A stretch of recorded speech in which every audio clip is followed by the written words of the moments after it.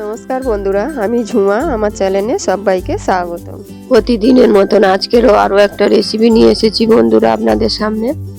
রেসিপিটি হলো শীতের নানা রকম সবজি দিয়ে ঝাল ভাপা পিঠে। আমি কিভাবে বানিয়েছি আপনাদের কাছে শেয়ার করেছি বন্ধুরা। আপনারাও এইভাবে বাড়িতে বানিয়ে খেয়ে দেখুন, আশা করি আপনাদেরও ভালো লাগবে। আর ভালো লাগলে একটা লাইক, শেয়ার, কমেন্ট করতে ভুলবেন না বন্ধুরা। আমি এখানে কিছু সবজি নিয়েছি, যেমন ফুলকপি, বাঁধাকপি, আলু, ধনেপাতা, গাজর, কড়াইশুঁটি, বিনস, কাঁচা লঙ্কা আর বিট। সবগুলো কিন্তু আমি ছোট ছোট করে কেটে নিয়েছি বন্ধুরা। আমি একটা কড়াই বসিয়েছি, কড়াতে আমি বেশ কিছুটা জল ভালো করে ফুটিয়ে নেব।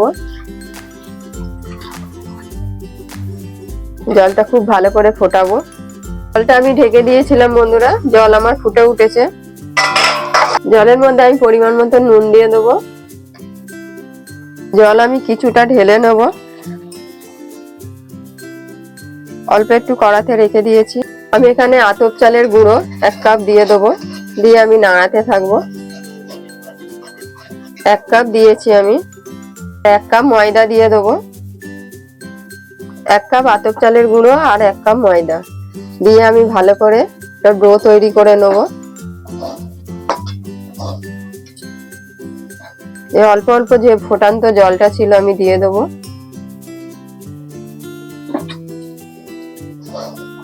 গ্যাসটা কিন্তু আমার এখনো অনই আছে, কমিয়ে রেখেছি।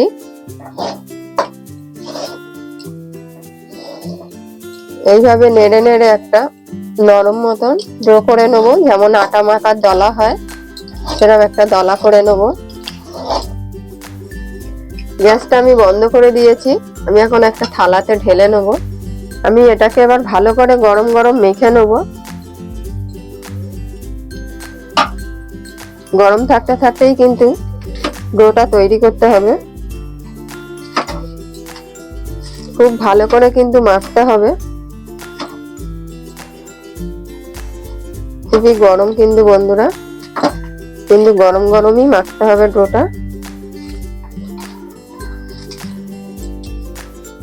খুব ভালো করে কিন্তু মেখে নিয়েছি বন্ধুরা। আমি কিন্তু এই চালের গুঁড়ি আর ময়দাটা কিন্তু 600 গ্রাম হয়েছে। আমি যে কাপ মেপে নিয়েছিলাম 300 গ্রামের করে কাপ। তাই আপনারা চাইলে পরিমাণ বাড়িয়েও নিতে পারেন, কমিয়েও নিতে পারেন। আমি খুব ভালো করে মেখে নিয়েছি। আমি এখন একটা বাটির চাপা দিয়ে রেখে দেবো। আমি কড়াই বসিয়েছি। কড়াতে আমি সর্ষের তেল দেবো। তেল আমি খুবই কম দেব। 1 চামচ কালো জিরে দেবো।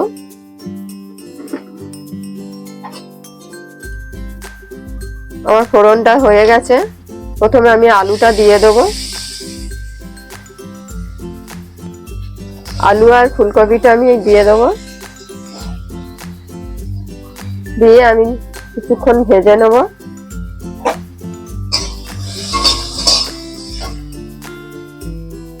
এখানে আমি গাজর আর বিটটাও দিয়ে দেবো।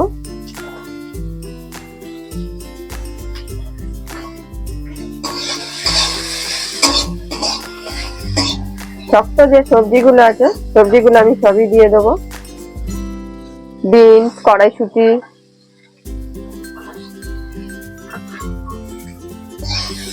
সবকিছু আমি ভালো করে ভেজে নেব। খুব কড়া করে ভাজবো না, আমি হালকা করে একটু ভেজে নেব। আমি এখানে পরিমাণ মতো নুন দেবো, পরিমাণ মতন হলুদ দেবো।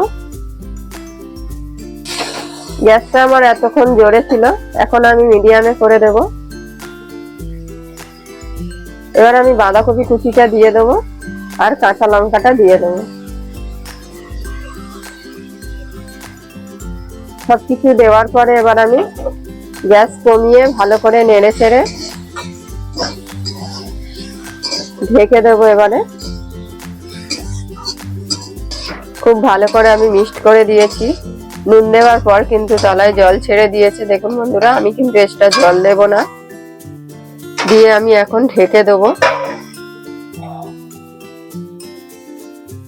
ঢাকাটা আমি খুলে নেবো। মাঝখানে আমি দুবার ঢাকা খুলে কিন্তু আমি নেড়ে দিয়েছি। আমি অল্প চিনি দেবো, দিয়ে আমি ভালো করে নেড়ে নেবো। আমার কিন্তু পুরটা তৈরি হয়ে গেছে বন্ধুরা। আমি গ্যাসটা এখন এতক্ষণ কমানো ছিল, এখন একটু বাড়িয়ে দেবো। সবকিছু আমার সেদ্ধ হয়ে গেছে। এখানে জল কিন্তু আমি দিইনি, দেখুন একদম শুকনো শুকনো শুকনো এরকম পুরটা হবে। সবশেষে আমি ধনে পাতা দিয়ে দেবো। ধনে পাতাটা দিয়ে আমি ভালো করে মিক্স করে দেবো। পুরটা আমার একদম রেডি, একদম শুকিয়ে গেছে, সুন্দর একটা ঝরঝরে পুর তৈরি হয়ে গেছে। আমি গ্যাস বন্ধ করে দিলাম।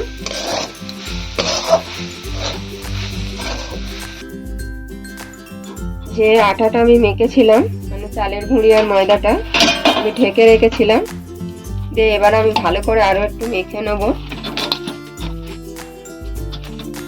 গরম গরম এখনো কিন্তু গরম আছে, এই গরম গরম এবার আমি বানিয়ে নেব। আমি দুটো দলা করে নিয়েছি, বড় দলাটা আমি আবার ঢেকে রেখে দেবো, আর ছোটটার থেকে আমি আপনাদেরকে দেখিয়ে দিচ্ছি। পুর ভরে নেব। যদি হাতে লেগে যায়, হাতে একটু চালের গুঁড়ি কিংবা ময়দা লাগিয়ে নেবেন। আমি হাতে অল্প একটু ময়দা লাগিয়ে নিয়েছি, নিয়ে আমি একটা বাটি তৈরি করে নেব। যত বেশি কিন্তু পুর ধরবে তত বেশি খেতে ভালো লাগবে, তাই বড় করে আমি একটা বাটি তৈরি করে নিয়েছি। যে পুরটা আমি বানিয়েছিলাম এবার আমি ভেতরে দিয়ে দেবো। দিয়ে আমি সাইড থেকে মুখটা ভালো করে কিন্তু মুড়তে হবে। মুখটাকে কিন্তু খুব ভালো করে মুড়তে হবে, যাতে পুরটা না বেরিয়ে যায়। এবার আপনারা আপনাদের পছন্দ মতন মুখটাকে এইভাবে মুড়ে দেবেন। আমি খুব সহজ পদ্ধতিটাই দেখালাম বন্ধুরা, তাড়াতাড়ি হয়ে যাওয়ার জন্য। আপনারা যদি মনে করেন কোনো ডিজাইন করবেন, করতে পারেন, আমি দেখিয়ে দিচ্ছি। বাকি যেগুলো আছে আমি এইভাবে কিন্তু মুড়ে নেব। বড় করে বাটিটা বানিয়ে নিয়েছি। এই ঝাল পিঠা কিন্তু আমাদের বাড়িতে সবাই পছন্দ করে বন্ধুরা। আপনারা কোন কোন বন্ধু এরম ঝাল পিঠে পছন্দ করেন অবশ্যই কমেন্টে জানাবেন।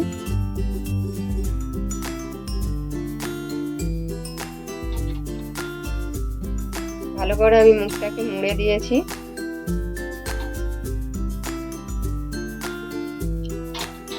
এবার আপনাদেরকে আরো একটা ডিজাইন দেখিয়ে দিচ্ছি। এইভাবে, এটাও খুব সহজ পদ্ধতি বন্ধুরা, দেখুন দেখতে কিন্তু খুব ভালো লাগছে। বাকি যেগুলো আছে আমি একইভাবে বানিয়ে নেব। সব পিঠাগুলো আমি কিন্তু পুর ভরে নিয়েছি বন্ধুরা, এখানেও আমি বানিয়ে নিয়েছি। আমি কড়াতে জল দিয়েছি, জলের উপর আমি ছাঁকনিটা দিয়ে দেবো। একটা ঝাঁঝরি থালা দিয়ে দিয়েছি, আমি থালার উপরে অল্প একটু তেল লাগিয়ে নেব। থালার উপরে আমি একটু তেল লাগিয়ে নেব, যাতে একটার সাথে একটা পিঠে না লাগে। তেলটা কিন্তু খুব ভালো করে আমি লাগিয়ে নিয়েছি। এবার আস্তে আস্তে আমি পুলি পিঠেগুলো দিয়ে দেবো।